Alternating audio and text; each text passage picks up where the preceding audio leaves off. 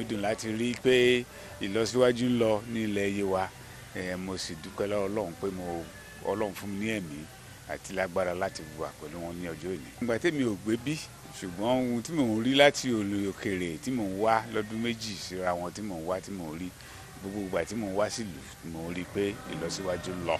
Ọlọ́run á sì jẹ́ kí ìlọsíwájú náà kó máa lọ sí. Ó sì sọ àpẹẹrẹ náà ló dáa.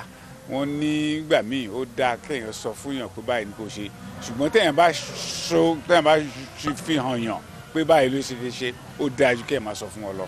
Òwe la fi pa fún àwọn tó ń wá tí wọn ò wálé láti kékeré tèmi lèmi ti mọ̀ pé àwa Yewa àwa ará Ìláró a kì í fẹ́ wálé. Nǹkan tìjú sì ní nítorí pé àtúnléṣe ló ń fa ọ̀pọ̀lọpọ̀ tó yẹ pé wọ́n ń gbé Èkó lásán wọn ò ní fẹ́ wá Ìláró.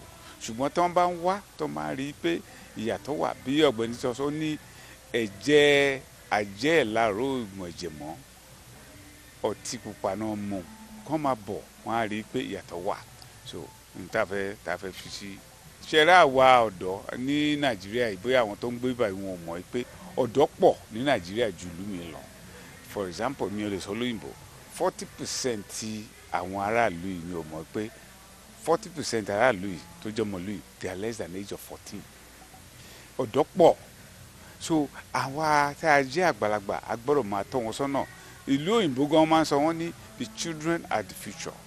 Àwọn ọ̀dọ́ ò ní ọjọ́ iwájú.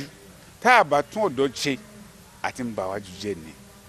So ni mo sọ pé ọ̀dọ́ ló ṣe pàtàkì káwọn náà tẹ̀ dìde kán múra tì láti lè máa sọ pé àwa náà ni a máa jogún yín. So àti ṣepọ̀ náà ló pọ̀ jù ńbẹ̀ àtàgbàlagbà ní ọ̀tọ̀mọdé kọ́ máa wọ̀ káwa tó jẹ́ àgbàlagbà kọ́ máa fi hàn àwọn ọmọdé bóyá ká ṣe ṣe.